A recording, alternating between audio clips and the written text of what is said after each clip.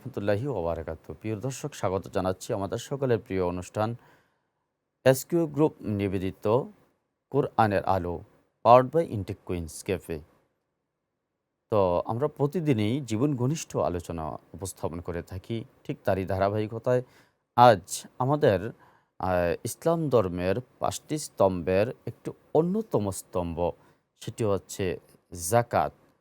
এই ইসলামে যাকাতের গুরুত্ব এ বিষয়ে আলোচনা করার জন্য আমাদের স্টুডিওতে একজন প্রথিতযশা আলেমকে আমরা আমন্ত্রিত করেছি, যিনি হচ্ছেন মোহতারাম মাওলানা মুফতি ইসহাক মাহমুদ রফিকি, যুগ্ম মহাসচিব শানে সাবা জাতীয় খতিব ফাউন্ডেশন। মোহতারামকে আমরা বরণ করে নিচ্ছি ইনশাআল্লাহ তাআলা। আসসালামু আলাইকুম রহমতুল্লাহ। ওয়ালাইকুম আসসালাম ওরহমতুল্লাহি জি ওবরাকাত। শাইখ, আপনি কেমন আছেন? আলহামদুলিল্লাহ, আল্লাহ পাকের শুক্রিয়া। আল্লাহ তালা অনেক ভালো রেখেছেন। আপনি কেমন জি আছেন? আলহামদুলিল্লাহ, আমিও ভালো আছি। আল্লাহর দরবারে শুকরিয়া করছি যে মহামনিব আমাদেরকে ভালো রেখে, সুস্থ রেখে এই চমৎকার একটি আয়োজনে আসার, বসার এবং কথা বলার তৌফিক দিয়েছেন। সেই মনিবের দরবারে শুকরিয়া করছি। রাসূল আকরাম সাল্লাল্লাহু আলাইহি ওয়াসাল্লামের উপর সাল্লাল্লাহু দরুদ ও আলাইহি সালাম ওয়াসাল্লাম। প্রেরণ করে ইতিপূর্বে আমাদের থেকে যারা ইন্তেকাল করেছেন তাদের জন্য মাগফিরাত কামনা করছি। সকলের সুস্থতা কামনা করে আমরা আমাদের মূল আলোচনায় যাব। আপনি ইতিপূর্বে শুনেছেন যে আমরা বলেছি যে আমরা কি নিয়ে আজকে আলোচনা করব এবং শুনবো আপনার থেকে, সেটা হচ্ছে ইসলামের জাকাতের গুরুত্ব এবং তার তাৎপর্য কি, এ বিষয়ে আপনি কথা বলবেন ইনশাআল্লাহ তাআলা। ধন্যবাদ জানাচ্ছি বিজ্ঞ উপস্থাপক আপনাকে জি, সুন্দর আপনাকেও শুকরিয়া। উপস্থাপনার জন্যে। আল্লাহ তালা আপনাকে কবুল করুন, আমিন। শুকরিয়া। মুহতারাম, আল্লাহ সুবহানাহু ওয়া তাআলা এই পৃথিবীতে মানব সৃষ্টি করেছেন এবং বলে দিয়েছেন মানব সৃষ্টির একমাত্র উদ্দেশ্য হলো আল্লাহ সুবহানাহু ওয়া তাআলার ইবাদত করা। তারই ধারাবাহিকতায় আল্লাহ তাআলা কিন্তু কিছু ইবাদতকে ফরজ করেছেন।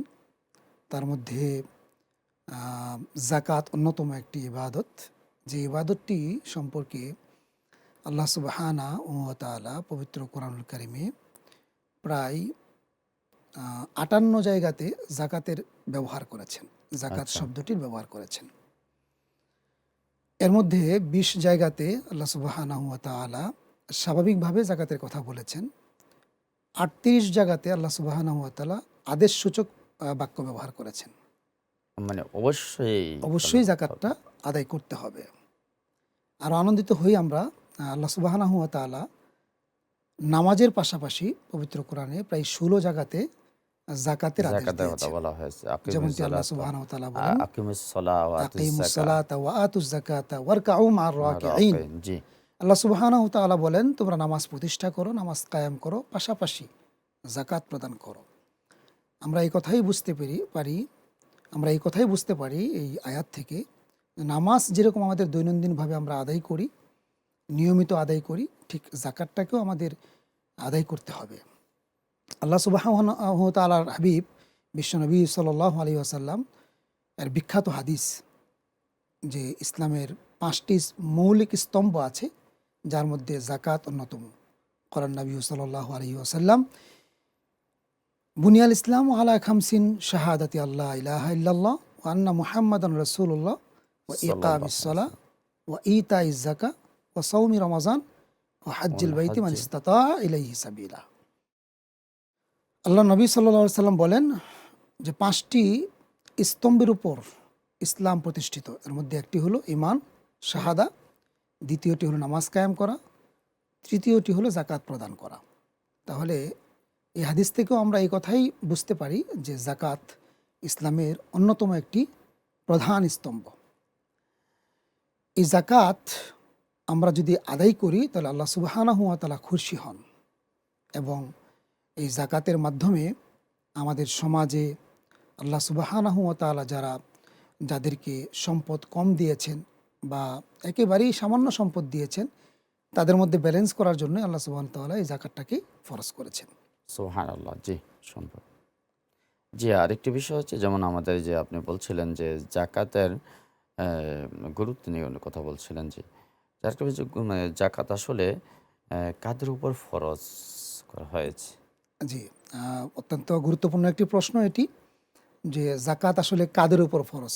নামাজ তো আমরা দেখতে পাচ্ছি সবার উপরই ফরজ, জি। আকিমুস সলা, সবাই নামাজ একদিকে শুধু আপনার এই যে মানে যখন সেন্সাস না হয়, পাগল না হয়, মাজনুনের জন্য, জি এছাড়া অথবা বেহুশ, জি এই দুটো অপশন ছাড়া পুরুষের জন্য নামাজ না, ছাড়ার হ্যাঁ কোনো সুযোগ নেই। জি সে রুগ্ন হলেও রুগ্ন ব্যক্তির নামাজ রয়েছে, সে না পারলে সে বসে পড়বে অথবা শুয়ে পড়বে, ইশারায় পড়বে, জি হ্যাঁ, সেই ব্যবস্থা রয়েছে। জি তো কিন্তু এই যে জাকাতের জি ক্ষেত্রে, আমি এটাই বলছিলাম, জি, স্বাভাবিকভাবে আকিমুস সলা বলতে তো সবার উপরেই, যারা প্রাপ্তবয়স্ক হয়েছে সবার উপরে নামাজ ফরজ, তাহলে কি রোজাও কি তাহলে সবার উপরে ফরজ হয়ে গেল?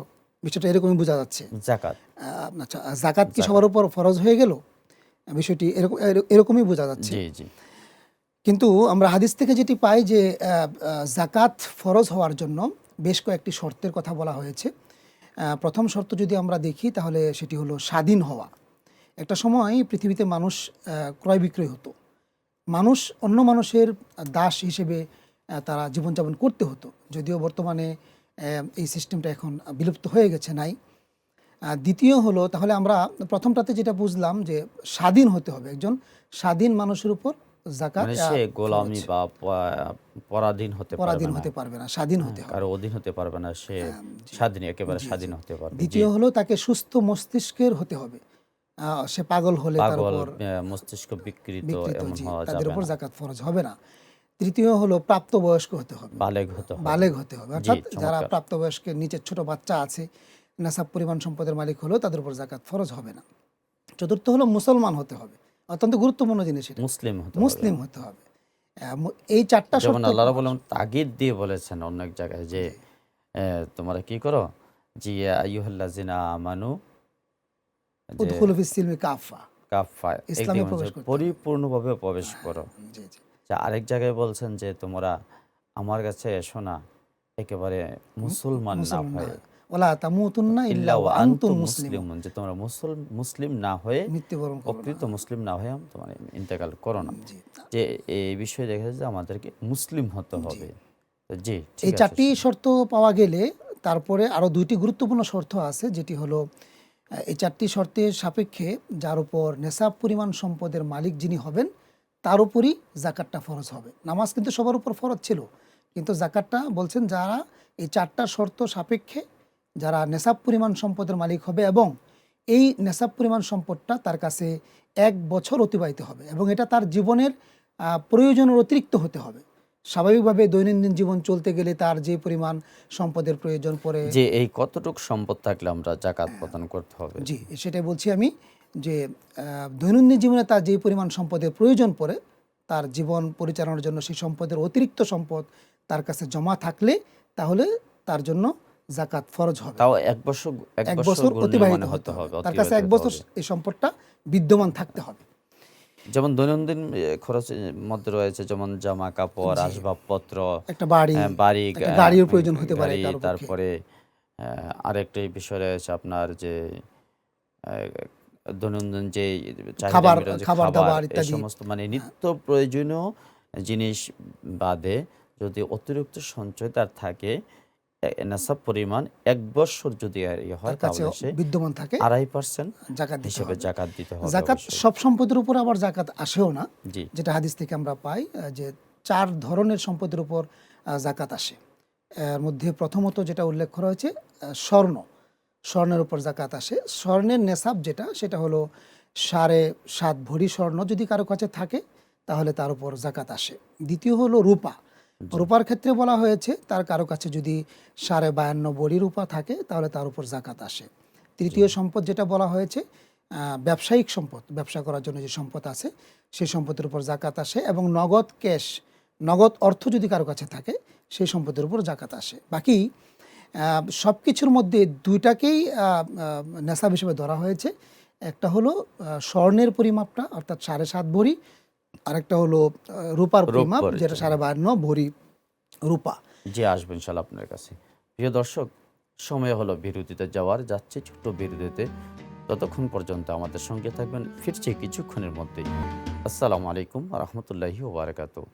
দর্শক, স্বাগত জানাচ্ছি বিরতির পর আবারও আমাদের সকলের প্রিয় অনুষ্ঠান গ্রিন টিভির রমাদানের অনন্য আয়োজন, এসকিউ গ্রুপ নিবেদিত কোরআনের আলো, powered by Intech Queens Cafe. তো আমাদের মাঝে আমাদের মহতারাম শায়েক চমৎকারভাবে আপনি আলোচনা উপস্থাপন করছিলেন যে জাকাত নিয়ে, যে আমরা সেই জায়গায় গিয়েছিলাম যে স্বর্ণ এবং রৌপ্যকে আমরা জাকাতের মূল মূল নিসাব পরিমাপের বিষয়টা, পরিমাপের নেশাব বিষয়ে পরিমাপের জি, বিষয়টা ধরবো। এরপর থেকে কথা শুনবেন জি, ইনশাআল্লাহ তাআলা। মোহতারাম বলছিলাম যে স্বর্ণ এবং রূপাকে হলো জাকাত নির্ধারণের যে পরিমাপ আছে, নেশাব আছে, সেই নেশাবের জায়গাতে রাখা হয়েছে।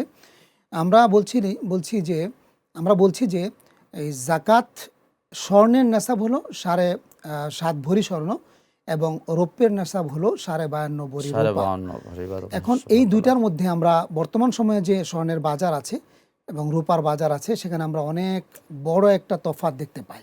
আমরা এখন কোনটাকে নেশাব হিসেবে ধরবো, রৌপ্যকে ধরবো নাকি স্বর্ণকে ধরবো? স্বর্ণকে আমরা ধরবো। দ্বিধাদ্বন্দ্বে পড়ে যাই।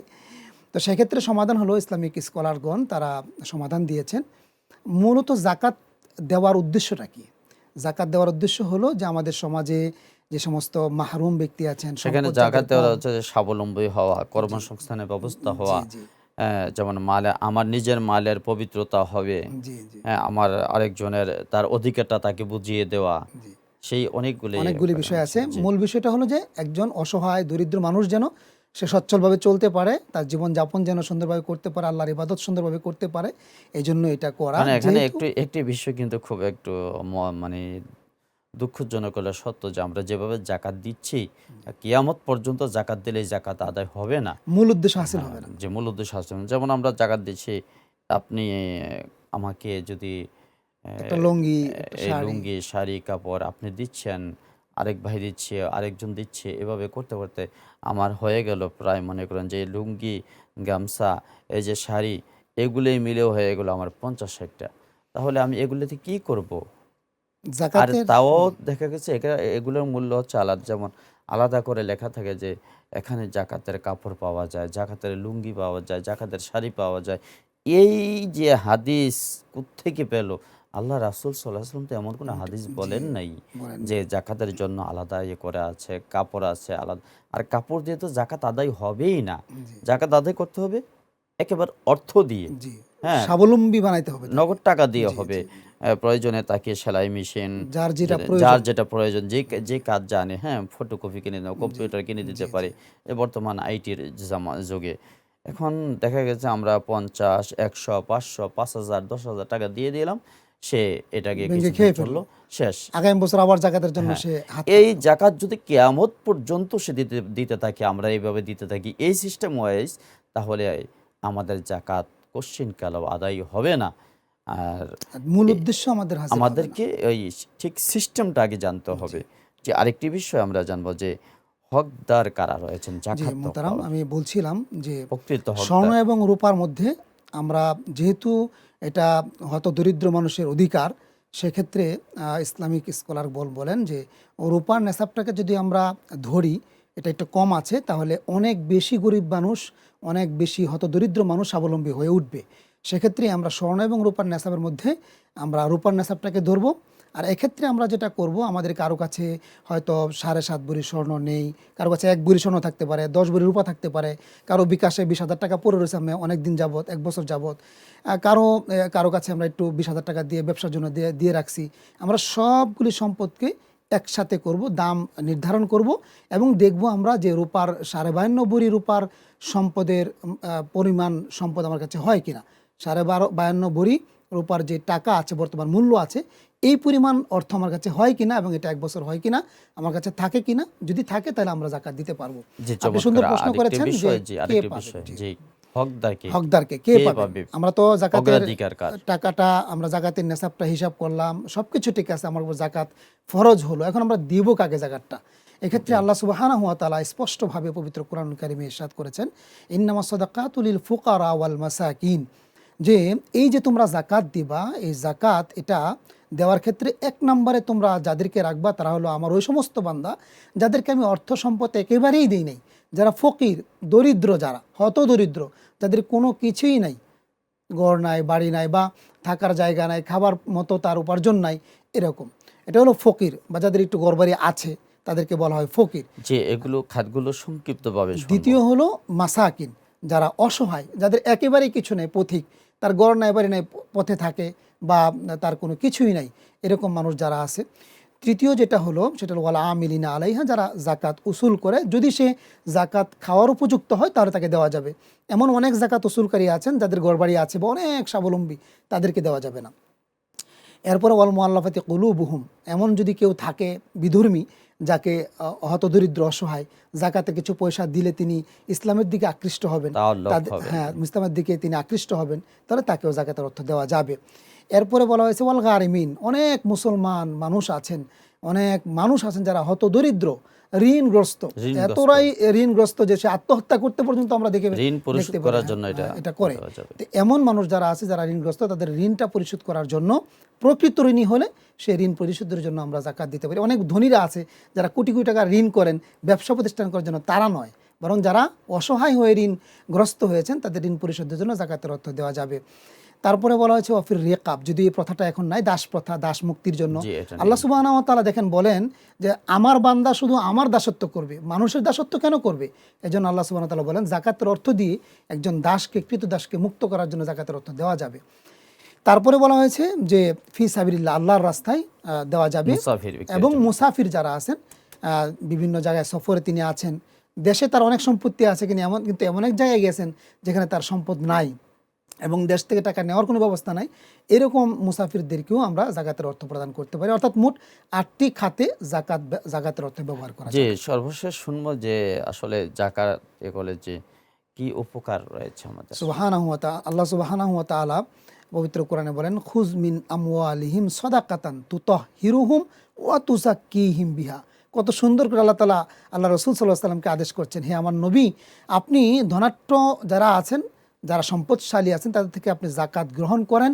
তুতাহহিরুহুম, তাদেরকে আপনি পবিত্র করেন, তাদের সম্পদকে আপনি পবিত্র করেন। ওয়া তুযাক্কিহিম বিহা, এবং জাকাত গ্রহণের মাধ্যমে এবং তাদের জাকাত প্রদানের মাধ্যমে আপনি তাদেরকে তাদের আত্মিক পরিশুদ্ধতা। সুবহানাহু ওয়া তাআলা, আল্লাহ সুবহানাহু ওয়া তাআলা খুব সুন্দর করে বলেছেন, দুইটা কথা বলেছেন। একটা হলো তুতাহহিরুহুম, তাদের সম্পদকে আপনি জাকাত গ্রহণের মাধ্যমে তাদের সম্পদকে পবিত্র করুন। তাহলে জাকাত আদায় যদি আমরা করি, আমার সম্পদের মধ্যে যদি কোনো ধরনের কোনো ভেজাল থেকে থাকে, সেটা আল্লাহ তাআলা কি করবেন? পরিশুদ্ধ করবেন।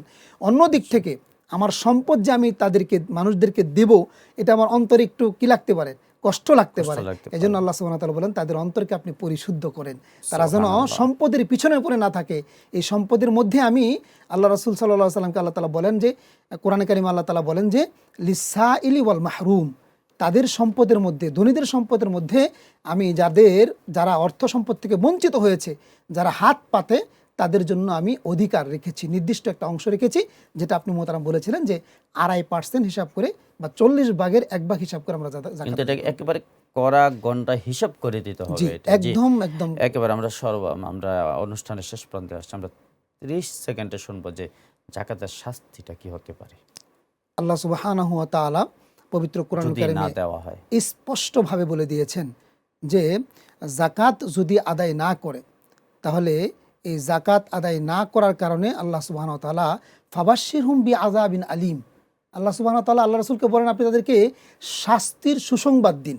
শাস্তির কিন্তু সুসংবাদ হয় না, তাহলে আল্লাহ তাআলা শাস্তিটা কত কঠিন হবে এবং কত যন্ত্রণাদায়ক হবে, এটা বোঝানোর জন্য আল্লাহ তাআলা বলেছেন যে শাস্তির সুসংবাদ তাদেরকে দিন।